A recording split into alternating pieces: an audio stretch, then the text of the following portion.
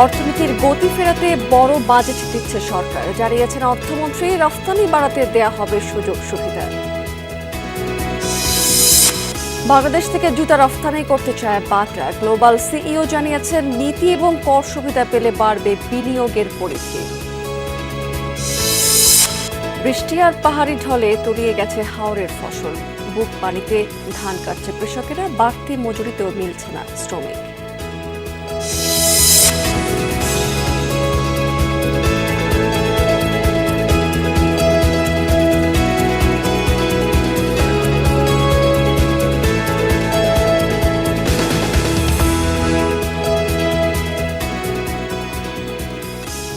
আমন্ত্রণ বিজনেস স্টোরিতে। এতক্ষণ শিরোনাম দেখছিলেন, এবার চলে যাচ্ছে পুরো খবর এবং পুরো সময় জুড়ে আপনাদের সাথে থাকবো আমি রাবেয়া স্মৃতি।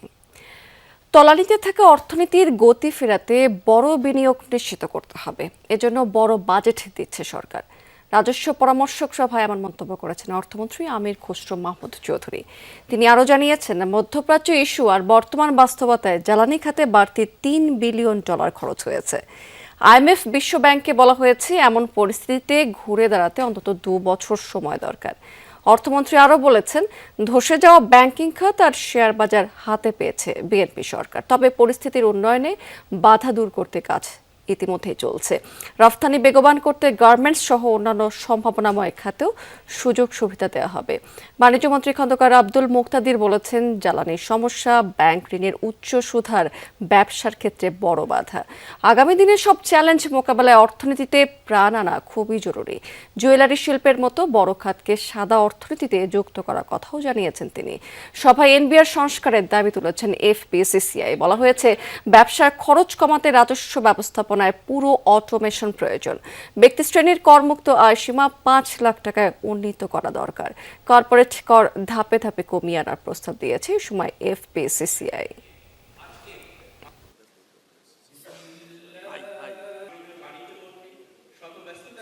আমরা ইনকাম ট্যাক্স জড়িত যেই ফিজিক্যাল কন্ট্রাক্ট, এগুলো আমরা কমাই আনতে চাই। আমরা এগুলো একেবারে ফিজিক্যাল কন্ট্রাক্টের বাইরে আনতে চাই। সুতরাং অনেক আপনাদের সমস্যা এখানে কমে যাবে। এই প্রজেক্টটা আমরা অলরেডি ক্যাবিনেট পাস করে দিয়েছে, ডিজিটাল যেটা বাংলাদেশে আমি বলছি, এই একটা ক্যাবিনেট পাস করেছে এবং একটা বাস্তবায়ন কাজ চলছে। দৃশ্যমান অর্থনৈতিক বড় অপারেটরগুলির মধ্যে একটা এন্টায়ার সেক্টর দৃশ্যত কালো অর্থনীতির মধ্যে আছে। এটা কোনো হেলদি প্র্যাকটিস না। We must get it back in the white economy. বাংলাদেশে তৈরি জুতা বিদেশে রফতানি করতে চায় বহুজাতিক কোম্পানি বাটা। সেজন্য আসবে নতুন বিনিয়োগ। এই বিষয়টি নিয়ে আলোচনা হয়েছে প্রধানমন্ত্রী তারেক রহমানের সাথেও। এ তথ্য জানিয়েছেন বাটা গ্রুপের গ্লোবাল সিইও পানোস মাইটারোস। সম্প্রতি ঢাকা সফরে এসে তিনি এই কথাই জানিয়েছেন যমুনা টেলিভিশনের সাথে। জানিয়েছেন, শ্রমিকের দক্ষতা এবং ক্রেতার ভালোবাসাকে পুঁজি করে বাংলাদেশে 64 বছর পার করেছে বাটা। দেশের মানুষের পায়ে যে জুতো, তার ভেতরেই লুকিয়ে হাজার কোটি টাকার গল্প। একসময় অগণিত মুচি আর ছোট উদ্যোক্তাদের ঘিরে যে গল্পের শুরু, এখন তাতে ফ্যাশন আর ট্রেন্ডের গল্প। বছরে বেচা কেনা হচ্ছে 20 থেকে 25 কোটি জোড়া। গ্রাম থেকে শহর, শিক্ষক শিক্ষার্থী, ধনী মধ্যবিত্ত গরিব সবাই হাঁটছে পাদুকা শিল্পকে ঘিরে। চামড়ার পাশাপাশি নন লেদার আর স্পোর্টস শুতে আগ্রহ বাড়ছে হু হু করে। 1894 সালে চেক প্রজাতন্ত্রের উদ্যোক্তা টমাস বাটাকে ঘিরে যে প্রতিষ্ঠানের যাত্রা শুরু, বাংলাদেশে তাদের আগমন তারও 68 বছর পর। তৎকালীন পূর্ব পাকিস্তানে জুতার ইন্ডাস্ট্রিয়াল মডেলে আগ্রহ দেখতে পায় কোম্পানিটি। মিলে কম খরচে উৎপাদনের সুযোগ, সেই লক্ষ্যে প্রথম কারখানা তৈরি হয় ঢাকার অদূরে টঙ্গীতে। সম্প্রতি ঢাকা সফরে এসে স্মৃতিচারণ করেন বাটার গ্লোবাল সিইও পানোস মাইটারোস। 7 প্রজন্ম ধরে চামড়া ও পাদুকা শিল্পের সাথে জড়িয়ে থাকা পরিবারের সদস্য এই ডাচ নাগরিক গ্রুপের দায়িত্ব নেন গেল বছর। জানালেন বাংলাদেশ নিয়ে নিজের পর্যবেক্ষণের কথা। বাংলাদেশের চামড়া খাত আরো অনেক ভালো করার যোগ্য। শুধু ফুটওয়ারকে ঘিরেই বড় পরিকল্পনা করা যায়, কিন্তু তার আগে এই খাতকে পরিবেশ বান্ধব ও আধুনিক হতে হবে। পুরনো প্রযুক্তি নিয়ে বসে না থেকে নতুন প্রজন্মের ক্রেতারা কি চায় তা নিয়ে ভাবতে হবে। ফুটওয়্যার শিল্পের আদল বদলেছে। একই ডিজাইনের বিপুল জুতা বানানোর বদলে উৎপাদন হচ্ছে ট্রেন্ড অনুযায়ী ছোট ছোট ব্যাচে। বেড়েছে যন্ত্রের ব্যবহার। তাই বলে শ্রমঘন শিল্প হিসেবে বাংলাদেশে কাজের পরিধি কমাতে রাজি নয় বাটা। জানা গেল নতুন পরিকল্পনা। very pleasant meeting with the Prime Minister. Bangladeshi নতুন বিনিয়োগ ও রপ্তানি শুরু নিয়ে প্রধানমন্ত্রীর সাথে কথা হয়েছে। তিনি সহায়তা দিতে প্রস্তুত। সেটি পাওয়া গেলে আমাদের লক্ষ্য একটাই, আমরা সবার জন্য জুতো বানাতে চাই। কোনো নির্দিষ্ট ধাঁচের ক্রেতার টার্গেট করে নয়, আমরা জুতার দাম সবার নাগালেও রাখতে চাই। ব্যবসার সঠিক পরিবেশ পেলে তা সহজেই করা সম্ভব। Quite some years ago, being এ সময় বাংলাদেশের নীতি ও কর কাঠামো নিয়ে চ্যালেঞ্জের কথা জানান পারস মাইতারস। less bureaucracy, get things approved. বিদেশি বিনিয়োগকারী হিসেবে প্রত্যাশা খুব বেশি নয়। আমরা আমলাতান্ত্রিক জটিলতা চাই না এবং যে কোনো অনুমোদন খুব সহজে পেতে চাই। মনে রাখতে হবে, আমরা ফুটওয়্যার খাতে বাংলাদেশের সর্বোচ্চ করদাতা, তাই এখান থেকে রপ্তানি শুরু হলে প্রণোদনা প্রত্যাশা করতেই পারি। To get the speed that we need. বাংলাদেশে এই মুহূর্তে 240টির বেশি রিটেল স্টোর ও 2টি কারখানায় ব্যবসা পরিচালনা করছে Bata. Thank you very much for your time. Thank you. Touhid Hossain, Jamuna News, Dhaka. কয়েকদিনের বৃষ্টি আর পাহাড়ি ঢলে বাঁধ ভাঙার আগেই জলাবদ্ধতার কবলে সুনামগঞ্জের হাওর অঞ্চল। চোখের সামনে পাকা ধান তলিয়ে যেতে দেখে ঝুঁকি নিয়ে বুক পানিতে নেমে ধান কাটছেন সেখানকার চাষিরা। অতিরিক্ত মজুরি দিলেও মিলছে না সেখানে কোনো শ্রমিক। আগাম বন্যার বিজ্ঞপ্তিতে জলের সাথে যুদ্ধ করেই কিছু ধান কাটা গেলেও রোদের অভাবে চারা গজাচ্ছে সেই ধানে। সোনারঙা পাকা ধান তলিয়েছে বৃষ্টির জলে, অন্যদিকে কৃষকের প্রাণ ঝরছে বজ্রপাতে হাওরে নামলে। ঘাম ঝরানো ফসল বাঁচাতে প্রাণের পরোয়া না করেই বুক পানিতে নেমে চলছে কৃষকের সংগ্রাম। নিদারুণ এই দৃশ্য সুনামগঞ্জের প্রতিটি হাওরে। ঠান্ডা বাতাস, তাছাড়া পানি তো আমরা পানির মধ্যে ধান কাটা যায় না। 6টা থেকে এই পর্যন্ত আমরা ধান কাটতেছি, খুব করে কষ্ট করে কাটতেছি। আমরা কৃষক, এই ধান না কেটে পারি না। এত মায়ার ধান, এত কষ্ট করে লাগানোর পর, কারণ এই ধান যদি কেটে নিয়ে আসে মনে খুব কষ্ট। আমার 10 কের জমিনের মধ্যে 2 কের জমিন কাটতাম পারছি, আর বাদ বাই গেছে কি। আমার মতো হাজারো কৃষক আছে, তারা হাজার হাজার কের জমিন গেছে, কেউ তো ঠিকঠাক মতো কাটতে পারছে না। পাকা ধান জলমগ্ন থাকায় জমিতে নামানো যাচ্ছে না হারভেস্টার মেশিন। বেশি মজুরি দিলেও পাওয়া যাচ্ছে না শ্রমিক। অসহায় কৃষকের সারা বছরের খোরাক তলিয়ে যাচ্ছে চোখের সামনেই। চতুর্মুখী এমন সংকটে দিশেহারা চাষিরা। শ্রমিক বলতেও নাই, শ্রমিকের মজুরি অনেক বেশি। এই কারণে অনেক কষ্ট করে নিজের জমি নিজেও কাটতেছি, যতটুকুই পারা যায় শ্রমিক ব্যবস্থা করে কাটলাম আর কি। ধান লইয়া যে পানির মাঝে লইতাছি, কাটটা পানির তলে কামলায় 1000 টাকা রুজ দিয়া, 1400 টাকা রুজ দিও বেগালতা করি ফাই না, কামলা ফাই না। নিজেও নাইমা টাইম মাঝে ধান চান লইয়া, বাচ্চা কাচ্চা লইয়া কাটটা টাটটা এই অবস্থা করে রইছি। সুগাই আমি কি কইরা এই চিন্তায় জান বাসে না। হারভেস্টার তো আছে, তবে আমাদের লোক কোনো জায়গায় পানি লাগিলাম না, আবার কোনো জায়গায় তেল সম্পর্ক লাগিলাম না। কৃষি সম্প্রসারণ অধিদপ্তরের তথ্য মতে মঙ্গলবার পর্যন্ত হাওরে ধান কাটা হচ্ছে 44%। বাকি যতটুকু কর্তন হয়নি তার বেশিরভাগই নিমজ্জিত। হাওড় এবং নন হাওড়ে প্রায় আমাদের 44.50% কর্তৃত হয়েছে, অর্থাৎ 99,483 হেক্টর। এবং জলাবদ্ধতা আমাদের আজ পর্যন্ত প্রায় 7,000 হেক্টর প্রাথমিকভাবে জলাবদ্ধতা হয়েছে। এর মধ্যে 2,047 হেক্টর পুরোপুরি ক্ষতিগ্রস্ত হয়েছে। সংকট মোকাবেলায় নিয়মিত দিক নির্দেশনা দিচ্ছেন ঊর্ধ্বতন কর্মকর্তারা। জেলা প্রশাসক জানালেন, এই দুঃসময়ে তারা কৃষকের পাশে আছেন। আশেপাশ থেকে যারা একটু ফ্রি আছে তারা যেন এসে কাজটা করে দেয়। তবে আমরা আসলে যদি আমরা জানি না, যদি আবার পূর্বাভাস যদি মিলে যায় তাহলে হয়তো আমাদের এই কিছু ধান 100% কর্তন করাটা আমাদের আলটিমেটলি শেষ পর্যন্ত হবে কিনা একটু আমরা চিন্তিত, তবে মেজরিটি হয়ে যাবে ইনশাল্লাহ। জলাবদ্ধতা, শিলাবৃষ্টি সহ প্রাকৃতিক দুর্যোগে সর্বস্ব হারানো কৃষকদের তালিকা তৈরি করে সরকারি সহযোগিতা প্রদানের দাবি ভুক্তভোগীদের। রাহিম সারোয়ার, যমুনা নিউজ। দর্শক, এই বিষয়ে একটু বিস্তারিত তথ্য জানতে আমরা এখন একটু জামালপুর ঘুরে আসতে চাই। সেখান থেকে যুক্ত আছেন আমাদের সহকর্মী সাগর ফরাজি। সাগর, সুনামগঞ্জের হাওর অঞ্চলের চিত্র তো কিছুক্ষণ আগেই আমরা দেখতে পেলাম। সেখানে যেটা দেখা যাচ্ছে যে অতিরিক্ত মজুরির কথা বলেও আসলে শ্রমিক পাওয়া যাচ্ছে না। এখানকার চিত্র কেমন দেখতে পাচ্ছেন?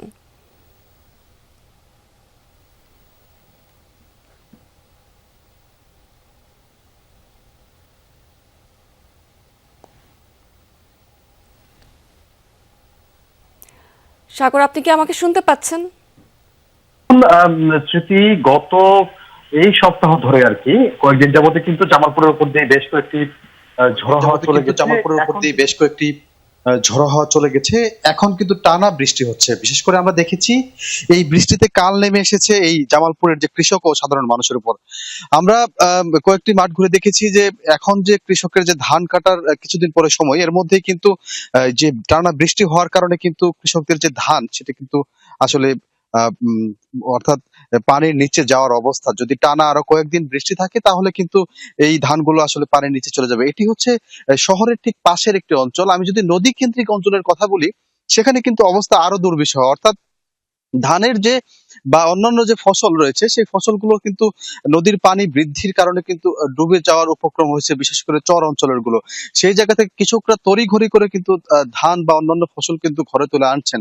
আরেকটি বিষয় তথ্য যদি আপনাকে জানিয়ে রাখতে চাই, মর্মান্তিক যে ঘটনাগুলো হচ্ছে সেটি হচ্ছে গত কয়েকদিনেই কিন্তু জামালপুরে কয়েকটি ঘটনায় অর্থাৎ বজ্রপাত এবং গাছ পড়ে যাওয়ার মতো ঘটনায় কিন্তু 5-7 জনের উপরে মারা গিয়েছে এখন পর্যন্ত। আমরা দেখেছি যে বজ্রপাতে এখন পর্যন্ত 4 জন এবং পাশাপাশি যে গাছ পড়ে যাওয়ার একটি ঘটনায় 3 জন মারা গিয়েছে। তো সব মিলে যদি বলা চলে যে এরকম বৃষ্টি বা এরকম আবহাওয়া যদি আরো থাকে সামনে, এই কৃষকদের জন্য কিন্তু আরো বিপর্যয় নেমে আসবে বলে মনে করছেন। কৃষি বিভাগ কিন্তু সার্বক্ষণিক পরামর্শ দিয়ে যাচ্ছেন, তেমনটি আমাদেরকে জানিয়েছেন।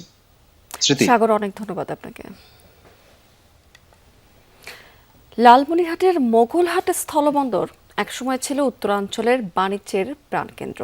দীর্ঘ 4 দশক ধরে বন্ধ থাকায় এই বন্দরটি এখন নতুন করে আলোচনায় এসেছে। রেলপথ এবং বন্দর পুনরায় চালুর দাবি জানিয়েছেন স্থানীয়রা। তারা বলছেন যে এখানে গড়ে উঠতে পারে পরিকল্পিত পর্যটন কেন্দ্র। কার্যকর উদ্যোগ গ্রহণের আশ্বাস দিয়েছেন অবশ্য দুর্যোগ ব্যবস্থাপনা মন্ত্রী। ধরলা নদীর তীরে দাঁড়িয়ে থাকা লালমনিরহাট সদর উপজেলার মোগলহাট একসময় ছিল সমৃদ্ধ জনপদ। ব্রিটিশ আমলে গড়ে ওঠা এই স্থলবন্দর দিয়ে রেলপথের মাধ্যমে ভারতের আসামের সঙ্গে চলত বাণিজ্যিক যোগাযোগ। ট্রেনের হুইসেল আর পণ্যবাহী বগির শব্দে দিন-রাত মুখর থাকত পুরো এলাকা। কিন্তু সময়ের বিবর্তনে সবকিছু থেমে গেছে।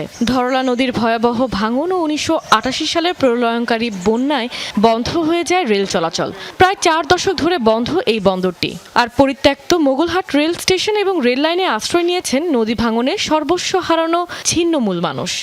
ট্রেন যাইতো সরাসরি বাংলাদেশ থেকে ভারত থেকে আসতো মালবাহী ট্রেন, যাতায়াত করতো, টিকিট কাউন্টারও আছে, টিকিট কাটতো, যাইতো।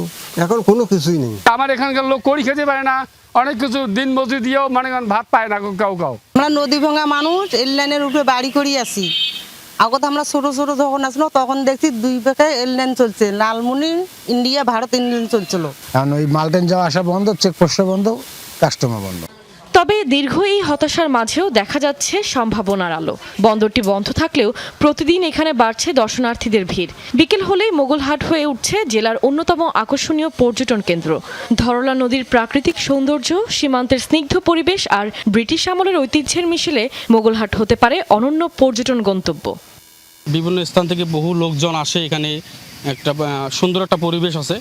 তা এটা যদি চালু হয় আরো ব্যাপক আকারে লোক হবে, মানুষের কর্মস্থান হবে, এখানকার অর্থনৈতিক যে উন্নতিটা এটা হবে। সেতুটা যদি আবার চালু হয় তাহলে 2 দেশের জন্যই অনেক উপকৃত হব। এইখানে যদি একটা পর্যটক কেন্দ্র গড়ে ওঠে সেক্ষেত্রে আসলে আমরা অনেক উপকৃত হব।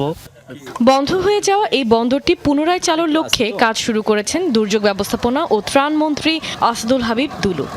আমি আমাদের বন্দরের মন্ত্রণালয়কে আমি ডিও লেটার দিয়েছি এবং বন্দর মন্ত্রীকে আমি আহ্বান জানিয়েছি, উনি শীঘ্রই এটা ভিজিট করতে আসবেন। স্থানীয় বাসিন্দারা বলছেন মোগলহাট বন্দর সচল হলে উন্মোচিত হবে এই অঞ্চলের অর্থনীতির নতুন দুয়ার। কাশফিয়া রুহি, যমুনা নিউজ। দর্শক, এবার জানিয়ে দেবো আপনাদেরকে আজকে পুঁজিবাজার লেনদেনের লাস্ট আপডেট। আজকে কিন্তু আমরা সকাল থেকে ঊর্ধ্বমুখী প্রবণতা দেখতে পাচ্ছি ঢাকা শেয়ার বাজার ইন্ডেক্সে, এবং আজকে প্রধান সূচক যেটি ডিএসসি ব্রড ইন্ডেক্স, সেটি কিন্তু আজকে দিন শেষে 8 পয়েন্টেরও বেশি বেড়েছে এবং এই সূচকটি অবস্থান করছে 5317 পয়েন্টে। অন্য দুটি সূচকও বেড়েছে। ডিএসসিএস সূচক সেটিও 1 পয়েন্টেরও বেশি বেড়ে 1055 পয়েন্টে রয়েছে। 30 সূচক সেটি 2020 পয়েন্টে অবস্থান করছে, 3 পয়েন্টের মতো বেড়ে। টোটাল ট্রেড হয়েছে আজকে ঢাকা শেয়ার বাজারে 887 কোটি 77 লাখ টাকা শেয়ার। এবং ট্রেড হওয়া কোম্পানিগুলোর মধ্যে আমরা দেখতে পাচ্ছি বেশিরভাগ প্রতিষ্ঠানের শেয়ারের দামও কিন্তু বেড়েছে। 179টি কোম্পানির শেয়ারের দাম টোটাল ঢাকা শেয়ার বাজারে বেড়েছে। 167 দামের পতন হয়েছে এবং 51টি কোম্পানির শেয়ারের দাম অপরিবর্তিত রয়েছে। টপ 20-তে আজকে আমরা কি দেখতে পাচ্ছি? আজকে সিটি ব্যাংক প্রথম অবস্থানে আছে 43,68,00,000 টাকার মতো শেয়ার টোটাল ট্রেড করে ফেলেছে এই কোম্পানিটি। 25,55,00,000 টাকা কিছু বেশি লেনদেন নিয়ে এনসিসি ব্যাংক এটি দ্বিতীয় অবস্থানে আছে। শিপইয়ার্ড এটি তৃতীয় অবস্থানে আছে 24,92,00,000 টাকার মতো শেয়ার টোটাল ট্রেড করে। দর্শক, এই ছিল আমার হাতে পুঁজিবাজারের লাস্ট আপডেট। এখন পর্যন্ত আমরা আন্তর্জাতিক প্রসঙ্গে চলে যাচ্ছি। মার্কিন নৌ অবরোধের মধ্যে এবার ইরানকে সহায়তায় বড় পদক্ষেপ নিয়েছে পাকিস্তান। তেহরানের জন্য নতুন বাণিজ্য করিডোর খুলে দিয়েছে ইসলামাবাদ। এক বিজ্ঞপ্তিতে পাকিস্তানের বাণিজ্য মন্ত্রণালয় জানিয়েছে যে দ্বিপাক্ষিক এবং আঞ্চলিক বাণিজ্যকে সহজ করার লক্ষ্যে পাকিস্তানের মধ্য দিয়ে ইরানগামী পণ্য চলাচলের অনুমতি দেওয়া হয়েছে। ফলে এখন তৃতীয় দেশ থেকে পাকিস্তানের মধ্য দিয়ে পণ্য আমদানি করতে পারবে তেহরান। এর জন্য অবশ্য করাচি সহ 6টি ট্রানজিট রুট নির্ধারণ করে দেওয়া হয়েছে। যুক্তরাষ্ট্রের অবরোধের কারণে গত কয়েকদিনে ইরানগামী 3,000-এরও বেশি কন্টেইনার করাচি বন্দরে আটকা পড়েছে। ইরানের গোপন ব্যাংকিং খাতের সাথে জড়িত থাকার অভিযোগে 35টি প্রতিষ্ঠান এবং ব্যক্তির উপর নিষেধাজ্ঞা আরোপ করেছে যুক্তরাষ্ট্র। তেহরানের উপর চাপ বৃদ্ধিতে এই সিদ্ধান্ত নিয়েছে ওয়াশিংটন। নিষেধাজ্ঞার আওতাভুক্ত ব্যক্তি এবং প্রতিষ্ঠানগুলো ইরানের অর্থ স্থানান্তরে সহায়তা করেছে এমন অভিযোগ তুলেছে মার্কিন বৈদেশিক সম্পদ নিয়ন্ত্রণ দফতর OFAC। এর পাশাপাশি ইরানকে টোল প্রদানকারী প্রতিষ্ঠানগুলোর সাথে সকল প্রকার লেনদেন ছিন্ন করার শর্ত না মানলে ব্যাংকগুলোকে নিষেধাজ্ঞার আওতায় আনার হুঁশিয়ারি দিয়েছে সংস্থাটি। বিশেষভাবে চীনের টি-পট রিফাইনারির বিরুদ্ধে এই পদক্ষেপ নিয়েছে ওয়াশিংটন। ইরানি তেল আমদানি এবং পরিশোধনে এইসব প্রতিষ্ঠানের বড় ভূমিকা রয়েছে এমন অভিযোগ ওঠে। এই নিষেধাজ্ঞাকে অবশ্য অবৈধ আখ্যা দিয়েছে বেইজিং। দর্শক, এই ছিল বিজনেস টুডে এখনকার আয়োজনে। এতক্ষণ সঙ্গে থাকার জন্য ধন্যবাদ আপনাদের সবাইকে।